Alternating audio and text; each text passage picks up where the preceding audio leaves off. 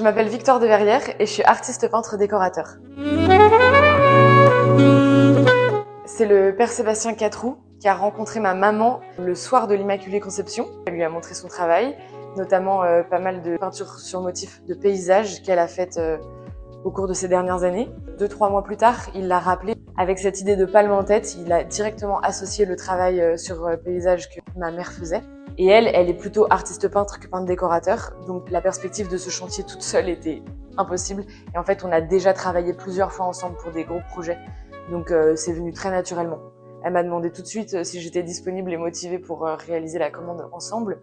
Et finalement, c'est moi qui ai été responsable de toute la mise en pratique technique et de la bonne suite du chantier.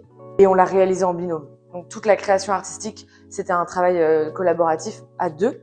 Et la mise en place pratique, c'était plutôt moi qui la gérais. Donc les palmes, c'est un motif qu'avaient choisi le père Loïc Lehen et le père Sébastien Catroux avant même de venir nous trouver. Ils avaient cette idée très précise en tête parce que la palme évoque les saints martyrs du diocèse de Nantes, qui sont tous les saints fondateurs du diocèse sont pour la plupart martyrs. Ils évoquent aussi la joie d'une sorte de résurrection, les rameaux, etc.